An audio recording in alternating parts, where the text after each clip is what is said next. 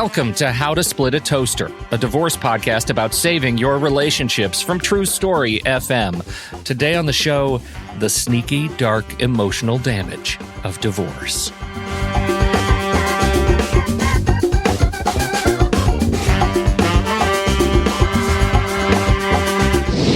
Welcome to the show, everybody. I'm Seth Nelson, and I'm here with my good friend, Pete Wright. Divorce, by definition, is damaging. Taking apart a relationship impacts us far beyond the law. Today on the show, clinical psychologist Dr. Margaret Rutherford joins us to talk about how the stresses of divorce can sneak up on us in ways we might not expect. In addition to her practice, she's the author of Perfectly Hidden Depression, How to Break Free from the Perfectionism That Masks Your Depression, and the host of Self-Work Podcast. Margaret, welcome to the Toaster. Well, thank you. Margaret is just fine. I worked really hard for that doctor part, but I don't particularly like being called that. Margaret is just dandy. Okay. Well, I tell people, do not replace my law degree, 20 years of practice, federal clerkship with your Google search. So if you're the boss, though, if you want us to call you Margaret, we got it. Well, sometimes I thought if somebody calls me Dr. Margaret Rutherford, Dr. Rutherford, I look over my shoulder like, who are they talking to? Yeah, right. We're pretty cash down here in Arkansas, you know. Well, I love it. I'm very excited to have this conversation because, we're a legal podcast, right? It's a show about the legal process of divorce and where humanity runs headlong into the law. But there's obviously this other side that we don't touch during legal separation. And frankly, I think, and I don't, both of you can catch me when I start lying, frankly, might get in the way of the legal process of divorce. And by the way, on your lying part, Pete, you got a lawyer and a doctor here. So watch it. I feel like this is a hell of a safety net is what I've got. I'm really excited about that. What we don't talk about is what I read in a recent post that you wrote, Margaret, about emotional divorce. What does it mean to get emotionally divorced? Well, it's a heck of a lot harder than getting legally divorced, as hard as getting legally divorced can be. Mostly, I'm sure everyone else uses the term emotional divorce as well, but to me, you can be divorced for years. And in fact, you probably had the experience of talking with someone, just meeting them, and they say they're divorced and they launch into this diatribe about their ex. And you think, oh, they must have gotten divorced maybe a few months ago. And you find out it was like 6 years ago. And they've still got this incredible intensity about the divorce, or they are suffering because their kids are suffering, and it can take so many forms, but I really do think that it's a separate concept. The legal, I've been divorced. I've worked with a lot of people who are getting divorced, and I know attorneys do try to keep the emotion out of it.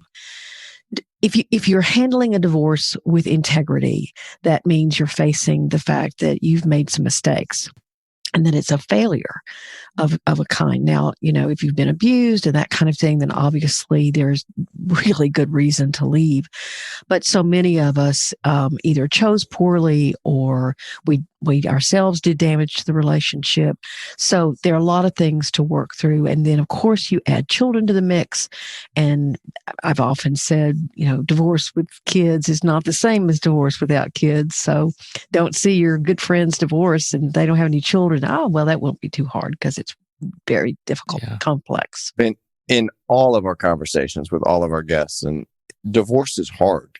No matter, it's just a matter of degree of how difficult your divorce is going to be. And what I mean by that is, I think exactly what your point is sometimes I can get them through the legal process very quickly. No children. They agree on the division of assets. They agree on whether or not there'll be any support paid afterwards, and they're done. But emotionally, that's a case that I'll never think of again. It came in, it came out. I helped someone go through the legal process, and oh yeah, I'm good. We've been separated for 3 years, but for many years, and we just need to finalize the paperwork. But there's something about that paperwork being finalized. Oh, seeing it in black and white is just often very shocking for people. And they'll say to me, it's as if all of this, whether it's 2 years, 5 years, 17 years of trying to make this relationship work or putting in my own effort toward making it work, you're not just grieving the other person not being in your life anymore. You're grieving all the things you did, said, promised, vowed, tried hard, whatever to create. And you're grieving all of that energy. Actually, that has to be reinterpreted.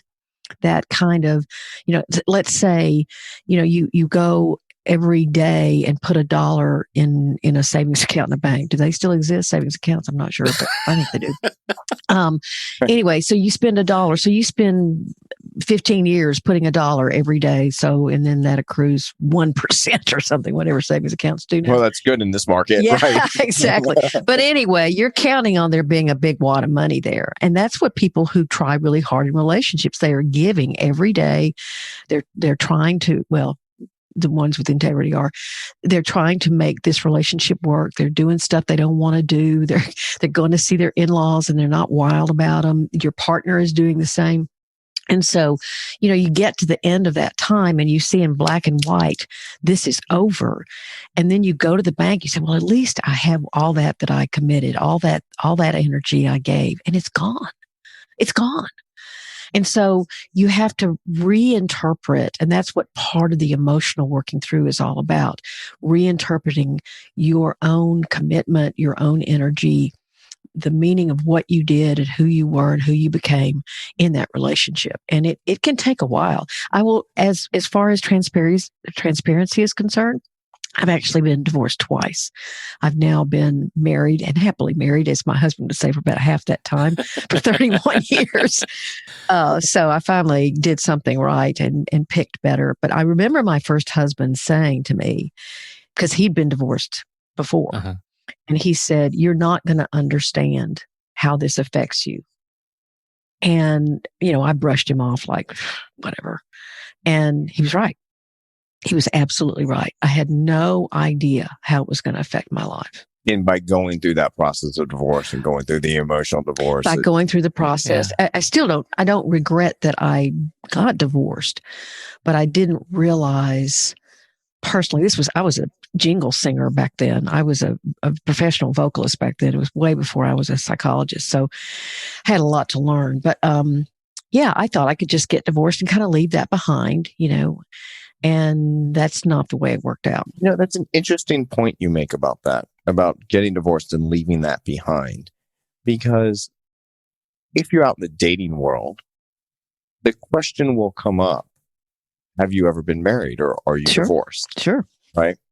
No one ever asked, have you been in a long-term relationship that you're no longer in?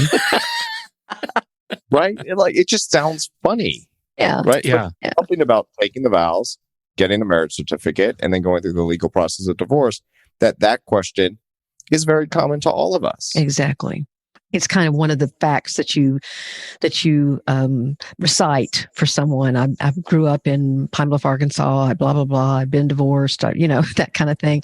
And so, in fact, I will tell y'all that when I was in graduate school after my second divorce, this guy asked me out. He was a PhD and had already gotten his degree, and he was asking me about my life. And I said, well, I've got my second divorce about 6 months ago. And he literally looked at me and said, if I'd known that, I wouldn't have asked you out. Wow. And what kind of stuff is he throwing at you there? Like, what's going on internally? Really? Yeah. Well, I will tell you what I did. I ordered the most expensive thing on the menu. And I did not go home with him.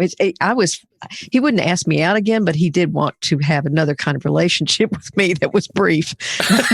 We didn't do that either.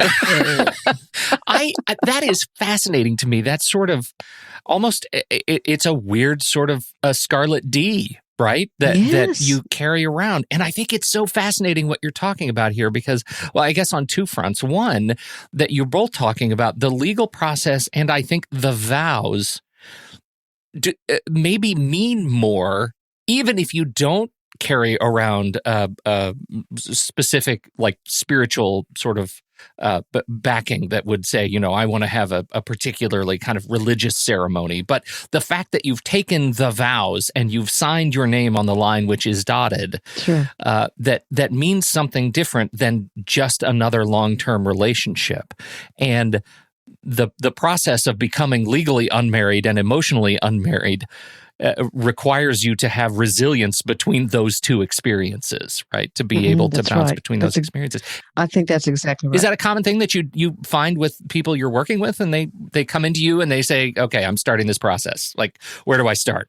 Yes, generally I ask about tell me why you got married, what you were looking for, what you thought you were getting. There's a great book called Coming Apart. It's an old book, but it's been revised a whole lot by Daphne Kingma. And she talks about how when you really look back at failed relationships, be they marriages or just those long-term relationships that didn't, what did you say, Seth?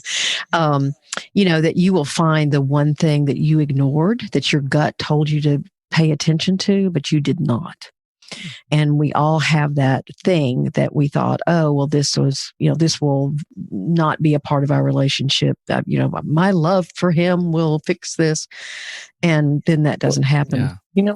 I find that interesting about the first question you asked is what basically at the beginning of your relationship, or why did you get married, or what were you, it all sounded to me about what were your expectations. Right. All those questions are about expectations. And I tried to really focus in my own life about being clear about expectations, because I think a lot of people get upset when their expectations aren't met, even if those expectations should not be the expectation. So, for example, clients will be very upset about what their former spouse is doing. And I'll ask, that's been the behavior for how long? Exactly. It's why you got divorced. Some people seem to think that everybody's going to rise and be their best self during a divorce. And I have rarely, if ever, seen that. Maybe in a very amicable divorce where they're kids and there's just been a lot of love, and it's just, oh, we were best friends and we should never have gotten married, something like that. And they are both parting ways, even though that can be hard, but it is at least amicable. And I have seen those people kind of be their best selves. I'm going to ask you a leading question that is going to tell you what my answer is, and hopefully you'll agree with me. But if not, that's I'll fine. allow it, but watch yourself, counselor. Thank you. I appreciate that, Pete. I am a doctor, Yes, that's what I've heard. I'm a little nervous about this conversation, looking into my soul. I feel that whatever your personality traits are, the overwhelming ones, are heightened in a divorce. If you're anxious, you're super anxious. If you're watch every dime, you watch every penny or every nickel, or nickel then the penny, right? That's right. Do you find that to be the case as well? I say to everyone when they're trying to make the decision whether to divorce or not, look me straight in the eyes and let me say, divorce mimics the marriage it comes from. So if there's greed, if there's jealousy, if there's deceit, if there's control issues, if family is intrusive, all of that's going to be, as you said, I think that heightened. Is powerful. I've never heard it said that way. That really struck a chord with me. Yeah, and people have this fairyland idea of what it's going to be like. And like you say, Seth, they'll come to me and say, I just don't understand why I don't understand why he's doing that. And I said, because that's exactly what you chose. That's so you have to figure out when you're doing this emotional healing, what was important in you choosing this person? What were you trying to learn? What did you learn? I'll also tell you that number one piece of advice that I give people that they never follow or rarely follow, and that is wait. Get your divorce and then wait a good year before you start another relationship. You know what? I've heard that where it's a year from the actual final judgment, from the divorce decree. Right? Before you get into another serious relationship. Because you haven't changed. You are going to choose you can think, oh, he's taller, or she's a lawyer, or she's got her own career. And my first wife Don't do it. Don't do it. Advice of counsel. Don't marry a lawyer. No, in fact, I don't particularly like lawyers as patients because they argue with me all the time. But anyway, that's right. A little good arguing. My brother is a lawyer, and we argue, so that's good. But I think that people, we get lonely. I mean, loneliness is hard. And then if you're a single parent, that's hard. Or if you're trying to get used to having the kids for a week and then not having the kids for a week, that is just tough. And especially if you don't trust the other person very much, if you're wondering what's going on, or if they brought a girlfriend or a boyfriend in way before you thought they would. I mean, there's so many complexities here. So what I try to do when someone is saying, well, I'm thinking about getting divorced, I run through, this is likely to happen. Have you thought about this? What's it going to be like when you put your couple of kids in the car and wave and say goodbye for 2 weeks in the summer? I mean, how are you going to handle that? What's the goal of that? It doesn't sound to me like you're trying to persuade them to stay married. No, I'm not. I want them to know, to look ahead and say, what skills do I have, or what skills do I need to learn in order to handle that? I would never tell somebody, unless they're literally getting the beat out of them every day, and even then it would have to be careful to get, this relationship needs to end.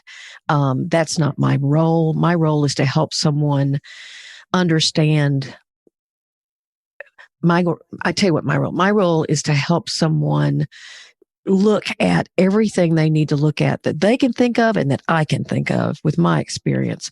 And then we'll meld those experiences so that they can think of, what are the blessings going to be? What am I going to enjoy? And how's my life going to be? I call that the silver lining of divorce with children is you get every other weekend off. That's right. Now, people, when I first tell them that, are like, you're going to cry your eyes out the first weekend you don't have your kids if you're very involved and you're used to having them. Yeah. Mm-hmm. And then there will be a time when you're like, oh, you're going to the other parents. Let's go. Come on, get your stuff ready. Got to go. Because you're going to recharge your batteries in whatever way you do that on that weekend. Mm-hmm. And I believe that being a single mom is the hardest job in the world because of all the societal pressures. Harder than being a single dad. When I was first divorced, I would say I was a single dad, and people would say, oh my God, did your wife pass away? No one thinks about that for a single mom. Wow. Right? Because it's not the term people typically use. Right. And I think language is really important. And I would be like, no, my son's mom is my former spouse. She's amazing. Every other weekend I have them, and I have them a couple days during the week, depending on the week. But it just would hit people's ear much differently. That's very interesting. But then, I miss my son greatly on the weekends. I didn't have him, and then I started thinking, hey, this is okay. He's having fun at mom's, and and we kind of went down that path. And he was 2.5 when we decided no longer to be married, and he's 16 now, and we have a great relationship. I have one with him. I have a great relationship with my former spouse. Her and her husband came over for Super Bowl. I have to give a little shout out to the Tampa Bay Buccaneers who won the Super Bowl in their home stadium. But, shake your head, Pete, all you want. Truth is the truth. All right. These type of conversations about figuring out who you are and looking yourself in the mirror and saying, have I done everything I can to stay in this relationship and on this path in life with this person, or do I want to take a different path? Or if they're taking a different path and I don't want to, I have to wrestle with that because now my path's changed because it might not be your choice. Yes. Part of that emotional work is also obviously whatever conflicts there were in the marriage. There may be some resolution to those with the ending of the marriage, but a lot of marriages don't have that kind of emotional closure. I mean, if you were able to get that, you might not be getting divorced in the first place, as I think Pete said that a few minutes ago. Yeah. And so you have to kind of live with this sense of there's this raw wound that you're walking around with. And I know I did. I had this sort of longing to sit down with both these men whose I had hurt and had hurt me, and to say, hey, listen, this is what I did. And, I take responsibility for it. It was not wise on my part. I know it was hurtful to you, and I'm very sorry. And them take their part, and we have this kind of wonderful kind of, again, closure, and then we could all walk away. But you know what? That doesn't happen very I was just going to ask, wait, are you telling me you did that? Because that's amazing. No. That's like a unicorn just happened on the show right now. No, I wish I could sit here and tell you that I had, but unfortunately I wanted to, but it was not reciprocated. Yeah. So, and maybe I never even got it across that I wanted to. Who knows? We had a guest on the show who actually did that with her husband over a period of time because they're raising a child together. They would go on trips for the child's sporting events. Yeah. And they had some really frank conversations in the car after they were divorced. I think that can happen. Help them co-parent. Mm-hmm. It depends on really so much about, do the two of you go on and you create more chaos? I mean, do you bring the new girlfriend in or the new boyfriend, or do you, let's say you married someone with children and then you don't see those kids after, you leave and you don't see, I mean, you're creating chaos. And so, and both people can. And so it's just, I mean, if you're married to someone who can be really narcissistic or dramatic or whatever, then, you've often got kids listening to that diatribe about how you're such a terrible person. And so, one thing that parents often forget is that kids will want to please you. They'll want to please both of you. And so if they're in the middle somehow or another, then that's creating more chaos. So you working on your own sense of peace about what has happened and trying to disempower your partner from triggering you, then will help your kids as well as you. It's tough. I'm not saying it's easy. One of our favorite sort of pop culture tropes is that of the rebound relationship, right? Stella has to get her groove back. Like there's always that trope of, oh my gosh, you've got a divorce. Now you got to go do something frivolous. Is there any rational support for the emotional health that comes from the rebound relationship post-divorce? That's a big fat no, Pete. Yeah, that's a big fat no with Dr. Rutherford is the title of our show right now. That's right. If that answer would have been yes, Pete might have been like, I'm getting a divorce. I want to see what this rebound relationship's about. Now, I will say to you that obviously if you've been, if you've been told you're ugly or you're not worthy, or that I can't believe I ever married you, and then someone gets interested in you, that can certainly be healing. But if you haven't done that all important thing about waiting, then, you can really, or you sleep with somebody and then you decide they're the love of your life and boom, create chaos. So, it's just, I'm not saying that there can't be healing and some positivity coming your way. Of course there can be. But again, you have to do the inner healing. Whatever, my second husband used to say to me, you better stay with me, or because nobody would stay with you if they knew the kind of person you were. And there was a part of me that absorbed that and believed it. So when not the guy who took me out that told me he wouldn't have taken me out. That guy was not helpful. He wasn't the right guy. No, he wasn't the right guy. The lobster was good. But anyway, it's this, I had to do that inner healing. I had to figure out again, why had I been attracted to someone who could be verbally abusive like that and controlling? And, what was that about for me, so that I would choose differently. And if I chose to be in a relationship again, which there was, a year or so, I didn't think I would be, but the other thing, let's talk a little bit about second divorces, because there are a lot of people who've been divorced at least twice. And what I have found is that what surprises people is that they think a second divorce will actually be easier because they've been through a divorce. I find that it's harder. because you have, I mean, let's face I've it. got a question on that before you go Okay. further. When you're saying harder, are you saying emotionally? Yes. Because Emotionally in the harder. legal sense, it depends on the case. Oh yeah, Some people are like, yeah. not legally. They've like, I've been through this before. I know what it's like. Yeah, These yeah. lawyers are all I know saying. the rigmarole you have to go through. I know that the Right. interrogatories are meant to incite violence and all that stuff. So. Pete, that is not the definition in Black's Law Dictionary of it. Well, they do. I hate Questions to tell asked by a lawyer to incite violence is not that. I got to defend my profession a little bit here. Well, they're pretty rough. I know that. So maybe not violence, but at least some bad behavior on the other person's part. But when you get, I'm saying what's just common sense. When you get divorced a second time, you are the common thread. There's no way you can say, oh, I picked the wrong person or, oh, I mean, I guess when I say no way, if you have absolutely no integrity, yes, you could still be in denial and just think that all women are terrible or all men are terrible. So, but there is this sort of notion, I think, this again, we're talking about sort of busting pop culture bubbles, that once you've been divorced that second time, you've broken the seal, and now you're a person who divorces.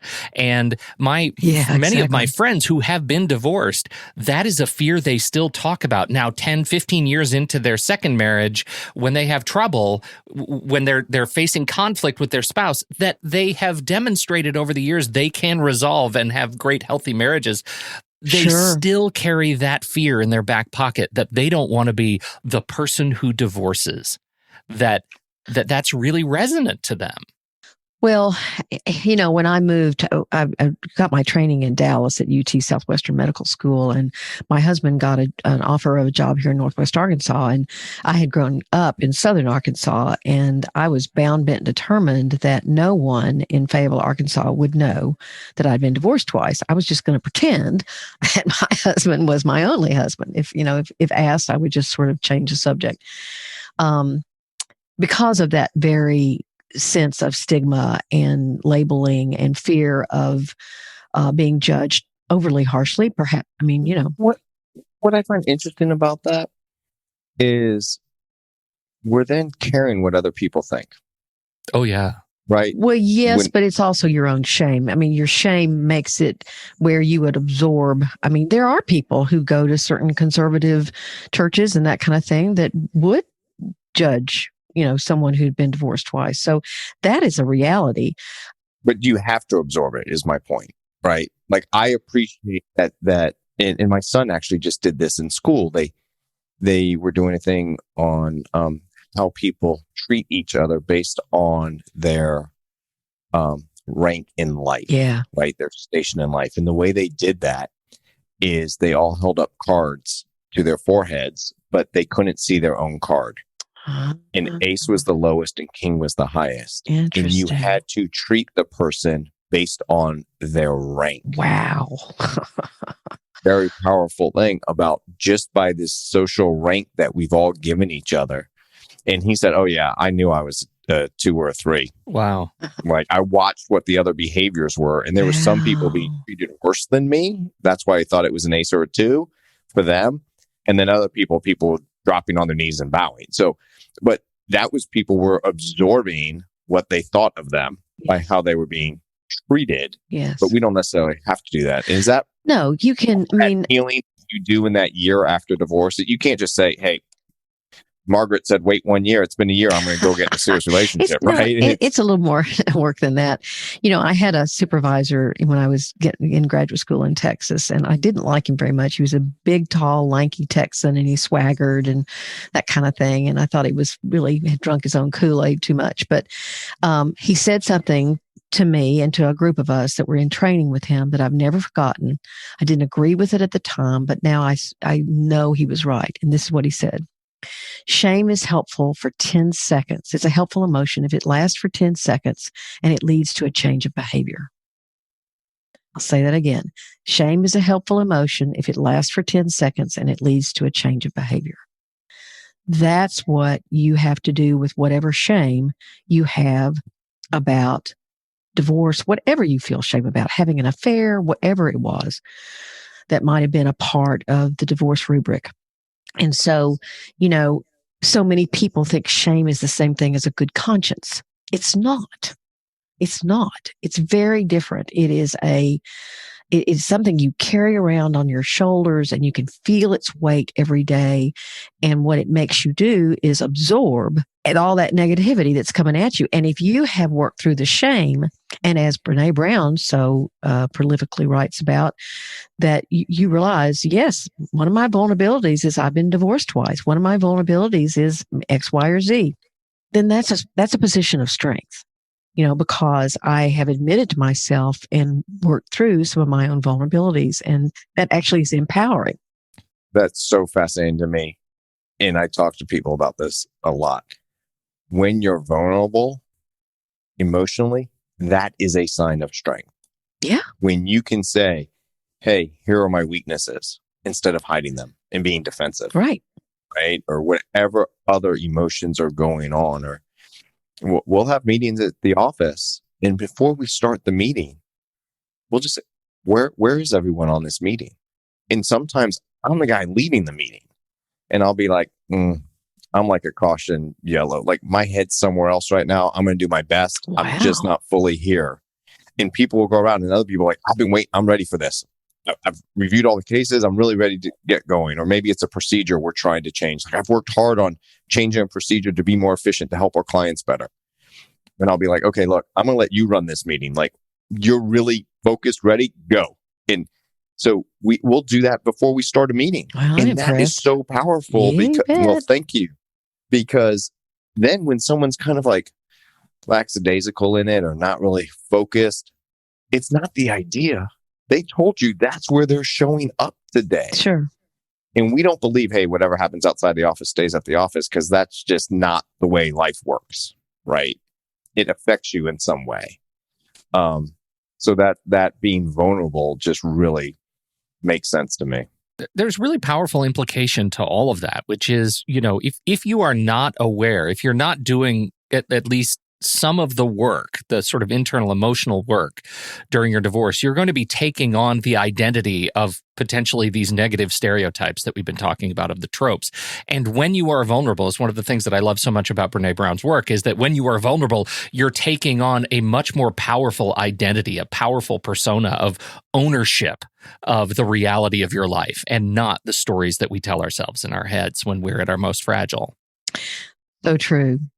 I will tell you that I did keep that a secret for a couple of years. And I can remember the young woman, she was getting her second divorce, and she was crying, and she was across the table from me. And she looked up at me and she said, well, I know you would not know what this feels like, getting a second divorce. And I took a breath and I looked at her and said, you're about to join a club that I've been a member of for several years. Yeah. And I know how hard it is. And she looked at me like, really? Yeah. And it was this, powerful moment between her and me. And at that point, I just said, boom, it's work, so what? So what? Let the whatever fall where they may, whatever that phrase is. Chips fall where they may. There you go, chips. Yep. But anyway, Seth, I'm impressed that your law firm does that, and good for them. And well, thank you. Yeah. Do y'all know people that are divorced and really have not let go of it, or are still sort of, you don't have to name their names, but what would you say? They're divorced but still married?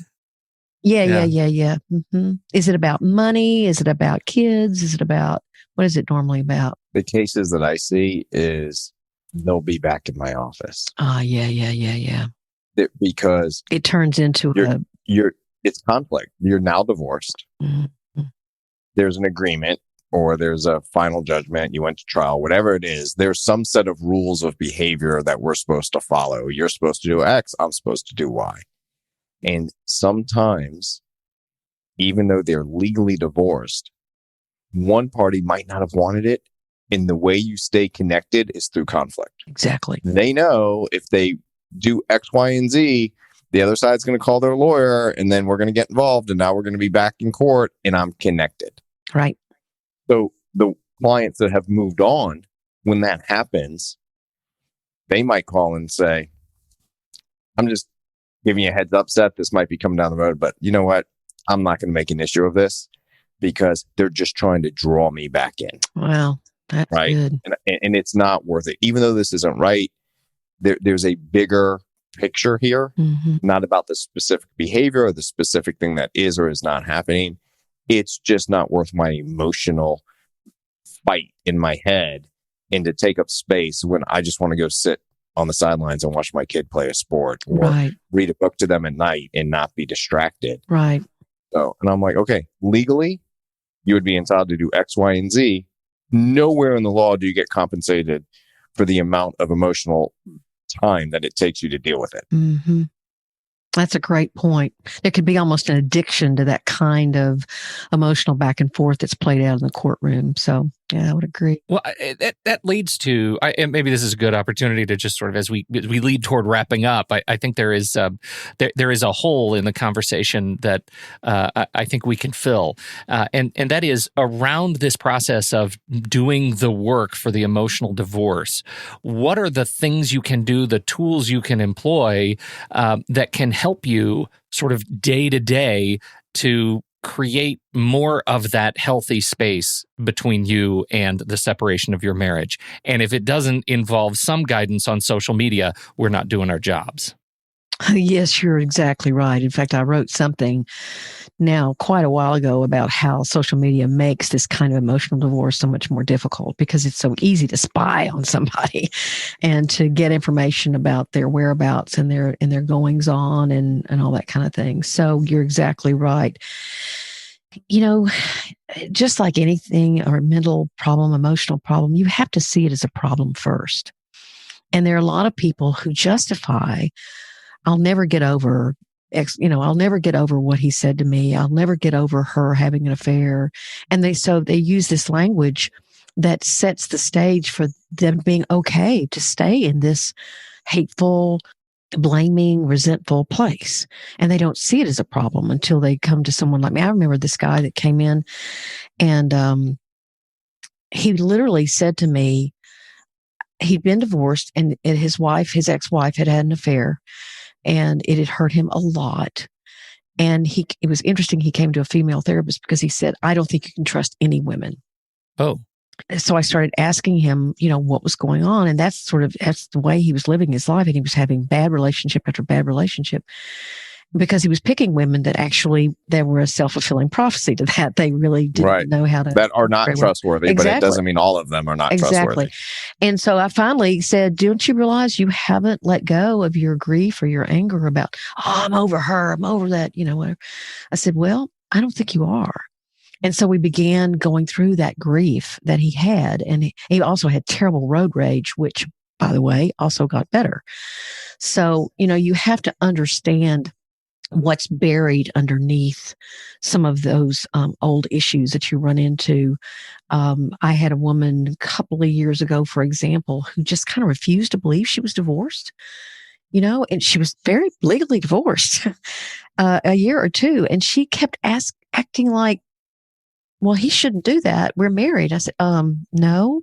And this woman was not psychotic. So, she knew exactly, it just to wrap around the idea she had not wanted the divorce. So you have to understand what is the emotional problem that you are weighed down by. Would one way to say that, Margaret, I'm just trying to, so Pete's question is, how do you start this healing process? Yeah. And I'm not trying to turn your degree into a bumper sticker, but accept where you are. You have to get to acceptance. Like, I'm divorced, or my former spouse had a long-term affair or a short-term affair and it crushed me. Now that I've said those words out loud, how can I start dealing with it? And then go seek some professional help to start this emotional healing. I do think that divorce groups can be very helpful because you see people needing to do the same thing you're doing. I think journaling can be extremely helpful. I think obviously going into therapy can be also something that's eye-opening because a good therapist is not only going to they're not going to vilify your ex. They may say things like, well, it sounds like he or she had this problem or that problem, but they're also going to lead you to look at what your part was in the whatever the dysfunction was. I know we're closing out, but now that you've talked about going to see a therapist, is there just one or two things you can give our listeners to look for in finding a good therapist? Because there's good therapists and bad therapists, good lawyers, bad lawyers. And therapy is great. But just one or two quick things that you can say, this is what the therapist should be doing. And if they're not doing it, or if they're doing something bad, like yellow flag, red flag, beware. And when to look for one, right? Like when's a good time to engage it? Sooner support? rather than later. Okay. It would be my response to that. And people go, I can't afford it or whatever. But there are all kinds of options out there. Even BetterHelp and talk therapy and some of these online therapies are doing some really good, and they're much less expensive than. I think to answer your question, Seth, that people don't realize the importance. In fact, all the meta-analyses of the research about therapy shows that the relationship with the therapist itself is vital, that you feel understood, that you feel heard, that you feel respected, that you don't walk in the second or third session and she or he can't remember, the name of your ex. I mean, that they've got those things down about you. They remember that your mother died. They remember, whatever these things. So you really want to feel attuned, and you want to feel that whatever style of therapy they do, be it cognitive behavioral, be it, emotionally focused therapy, be it family systems therapy, and you can ask them, what is your technique that you use, that they do that well and they do it consistently. And you might not know what that means, but you can say, well, tell me something about cognitive behavioral therapy. What are we going to be doing? And you set goals. Therapy is no longer, for many, many, many people, it's not psychoanalytic anymore, where you lie down on the couch and you free associate and the therapist says nothing. I mean, that's just very unusual these days. It happens with psychoanalytic therapy, but there's so many other schools of thought. And so you've got this guide, you've got someone who's talked to hundreds of people getting a divorce. I often say to people, I'm a consultant. I'm just like your plumber. You don't know how to fix your plumbing problem, but I've looked at a bunch of sinks that are messed up just like yours are. And so, I've dealt with a lot. Yes, I've been divorced, but that's such a great point. Yeah, because so many. Yeah, I'm consulting. You're consulting. I'll talk to opposing counsel, Exactly. and we'll both know how the case ends. Right. Oh yeah. But you gotta. We can't make it end tomorrow. It's the clients have to get there, and if you're settling a cases settle when they're ready to settle, because you lead the client through the process, and finally they get to acceptance, like, okay, I need to do this and move on. And if they don't, with trial, the judge, basically it's going to be in these parameters. So I think that's a really good point that you've just seen it before. Yeah. Dr. Margaret Rutherford, you're a treasure. Thank you so much for your time today. This is terrific. Now, we've talked for a long time, but now it's been a long time since we even mentioned all of the good news about you. Where would you like to send people to learn more about your work? Oh, gosh. Thanks so much, Pete. Well, I'm very proud that I published a book in late 2019 called Perfectly Hidden Depression. I never wanted to write a book. I never had it in mind. And this topic really found me, the kind of depression that often mental health professionals are missing. And we all are missing, and our friends and colleagues. We all know someone who died by suicide who didn't look depressed, right? Mm-hmm. In fact, they looked like they had a great life. Those are the people I'm trying to reach. It's called Perfectly Hidden Depression. It's everywhere. My podcast is called the Self-Work Podcast with Dr. Margaret Rutherford, obviously. And that's also everywhere. Spotify, iHeart, Apple Podcasts, Stitcher, Podbean, wherever. Mm-hmm. And then my website is drmargaretrutherford.com. And I love to have people come by and see what's there. I do a weekly blog post and a podcast. I still see patients every week. So anyway, it's been a delight to be here. I really, really appreciate it. Well, it really has been terrific. Thank you so much for your time. And I feel like you have planted the seed for Seth's new book on the law, emotional health and the law. Check Your Emotional Jurisdiction with Seth Nelson. Did you see what I did there? I felt it coming. Seth, it's been boiling up in me for 40 minutes. It's been boiling up, that joke. Margaret, Doctor, thank you so much for coming on the Toaster. We really appreciate having you. Great insight. And I'm sure our listeners are going to be better off for it. Well, I certainly hope so. Y'all take care. Thank you all for downloading and listening to the show. We appreciate your time and attention, everybody. On behalf of Dr. Margaret Rutherford and Seth Nelson, Esquire, I'm Pete Wright. Nothing. And we'll catch you next week right here on How to Split a Toaster, a divorce podcast about saving your relationships.